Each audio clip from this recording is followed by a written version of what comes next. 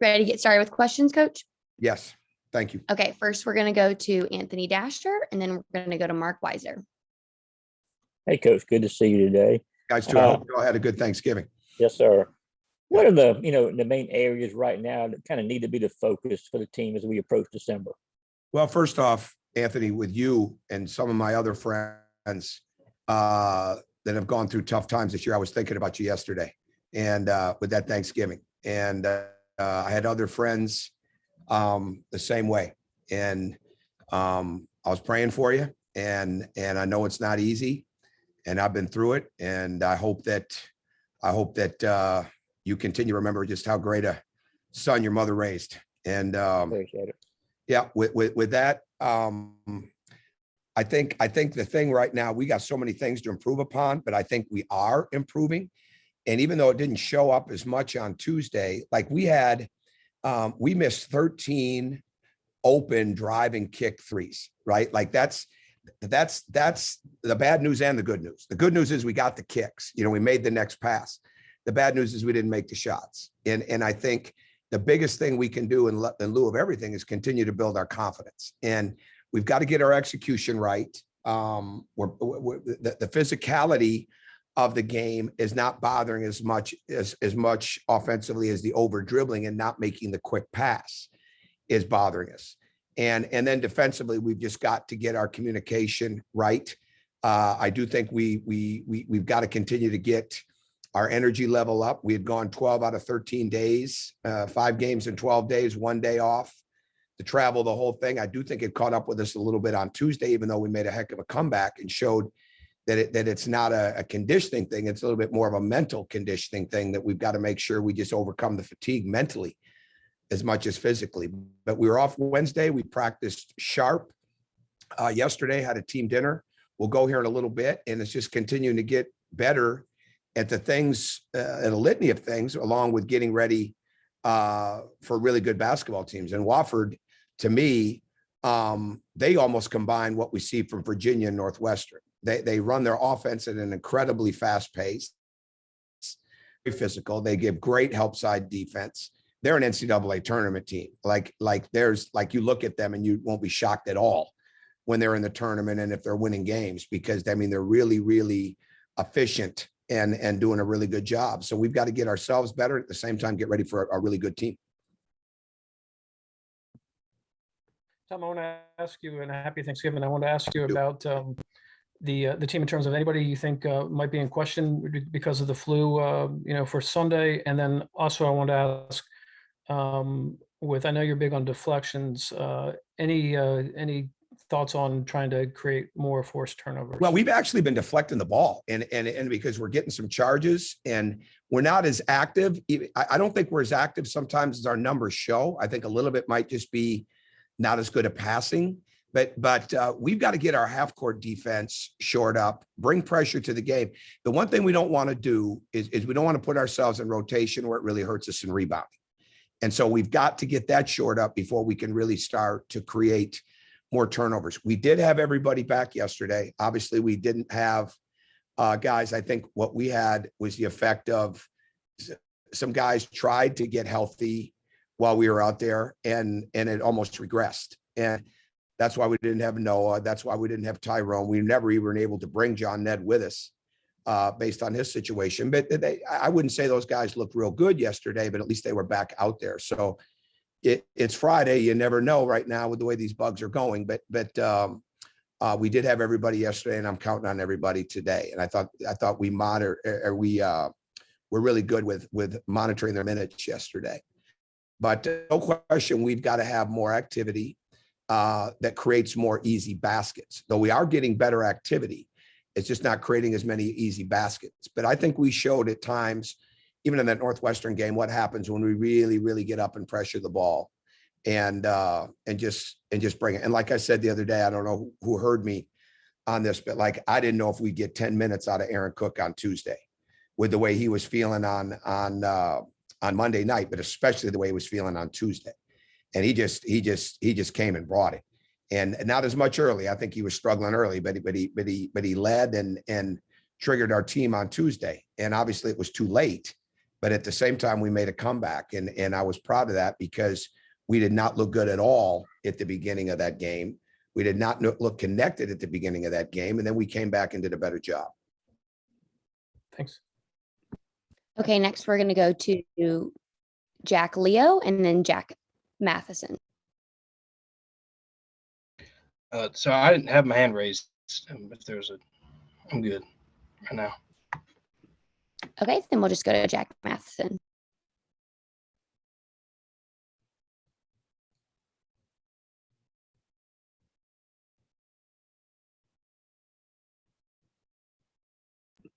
I'm sorry. I also have no questions today. Thank you, though. All right, let me just add, I think Wofford is a really, really good team. And they put numerous shooters on the floor. Their cutting is going to be a challenge. They're good. I mean, they're really good. And obviously we got a big week coming up with them and then with Memphis. So it's a time right now where these guys, they just bounce back. We get better. One of the things we tried to get across to them yesterday, which I think is so different for a lot of them from where they've come from, is when you're in the season, we're still very much about improvement. We're still very much about development. And I think a lot of these guys come from environments where it's really, really about what the team needs at that particular time, you know, in the team system. But at the same time, to me, you don't get better if you're not improving individually. So when we're doing driving drills and finishing drills and working on these different three shooting situations and working on our closeouts, those are all things to not only build our team to be better, but to build the individual players to be better. And it really hit us. I think it hit us yesterday because Steve McLean's the one that said it. But when guys aren't used to that, when they're not used to, like, no, this practice is a huge part of how you get better because your energy comes from your improvement as the season goes along. That was just another watershed moment for us. Like, man, this is different. Like, we got a lot of guys that haven't been here, haven't been in an environment where it's centered on their improvement. And we just got to continue to stay with that. And what we're learning in a nutshell is it's like everything is the first time, you know, back-to-back games. I mean, it's so new. It's almost like being in the first year with a program, but at the same time, they're really good guys. They're working extremely hard, and it's sooner or later those shots are going to go, and our confidence is going to take off with it. Hey, Coach, this is Mike. I wanted to jump in and ask a question, even though I usually don't. Jackson the other night was talking to his dad, and he tweeted that he thought that taking a charge should be a steal because you basically created a turnover. And he was just joking. But can you just talk about that part of his game and what it contributes and how much it has been a benefit to us this season? Sure. Well, that's one of the reasons Jackson is in the top 2 in deflections, because we count charges as 2. And it's that value to me. It's double any other value that you have because you're creating a foul, you're creating a turnover, you're getting the ball back. All right. And it's such a force multiplier with the energy of your team. I mean, I think, you know, what if it was last Friday night, we drew 6 charges in the Georgia Tech game. So to me, Jackson is a great example. What we've got to continue to have from Jackson is just be Jackson-etter, right? Because that's what makes him so valuable. And not try to do things that aren't there. Continue to move the ball, be ready to shoot open threes, cut, defend, rebound. We've got to get him rebounding the ball better. And as I reminded him the other day, I mean, last year, 6 games in, he's playing 3.5 minutes a game. Now he's playing 23 minutes a game, 6 games in. So his role is obviously moving up all the time. We just need him to continue to do his job the best that he can. But the way he draws charges is certainly one of the ways he does his job. Thanks. Sure. Coach, I just want to ask you. Okay, we're going to go to Anthony Dasher. Yeah, sorry about that. No, I just want to ask about. I was going you Braylon. too, anyway. Yeah. Dasher. It's okay. Psychic. No, Coach, about Braylon, Bridges, the production you've got him on, you know, offensively, I guess in particular, does that surprise you? What you see from him in that regard? Well, for us personally, no. I think it would surprise a lot of people because he came off the bench last year in the Horizon League, 9 points a game. But to me, no.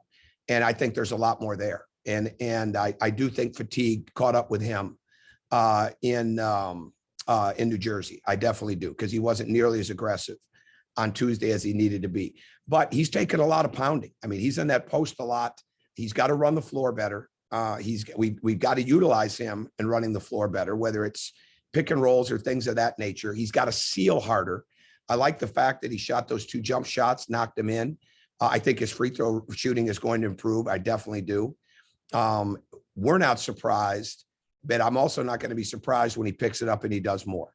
And that again that's the basis of this program. I mean, he's starting in the SEC for 6 games and came off the bench in the Horizon. And to me, that's a sign of belief. That's a sign of helping him develop. And that's a sign of that development helping his confidence. And I think as he continues to play into the role that he has and that he can carve out for himself, he's going to be even better. Tom, I was Okay, gonna ask you- that's it for today. Go ahead, Mark. I was just going to ask about okay. Dalen.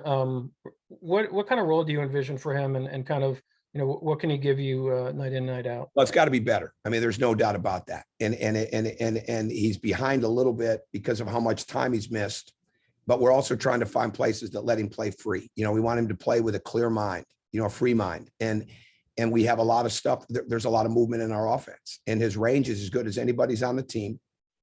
There's no question that he and Jabri have got to become more consistent for us as we move forward. And Jabri has got to not worry about the missed shot, just take the shot like it's going in.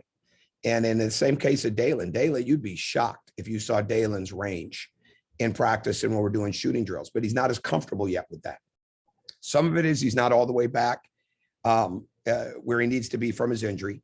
Some of that is he's not as comfortable yet with what we're doing. Some of that is he's got to do a much better job of being locked in defensively. But when it comes to rebounding the ball, getting loose in the offense, we've got to have for him. So no doubt about it, Mark, his role has got to increase for us. And that's definitely what he was recruited to do. But again, I think it's just another one of those examples. He had surgery. He got a concussion in the national championship game. He had surgery 5 or 4 days later. And so he missed all kinds of contact, all kinds of development in the summer, started to come back, got hurt again. And it's just still been behind in that area. But we like to look at him like maybe Alabama had with Keon Ellis last year. Keon Ellis was not in the rotation as much. He was in and out early on. And then eventually Keon Ellis for Alabama was a huge part of their run. Now he's a mainstay on their team. And again, another guy that came from a junior college situation. Cario is not as comfortable as he's going to be. You all see flashes of it. Well, we see those same flashes in practice. Well, we've got to see that consistency. And again, when you get guys to understand, whether it's Dalen, whether it's Cario, whether it's Jabri, any of them, to don't focus on what you think you need to do. Focus on what you have to do, which is defend, rebound, run the floor, move the ball. And when you do those kind of things, it's amazing how much easier the offense is for you. And I think Dalen's an example of that right now. He's overthinking, which I get, but some of us, because he didn't get a chance to think through a lot of that stuff throughout the summer and early fall. Thank you. Sure. All right. Are Okay. we good? That's all. Thanks, Coach. Good All right. luck You Sunday. guys, thank you.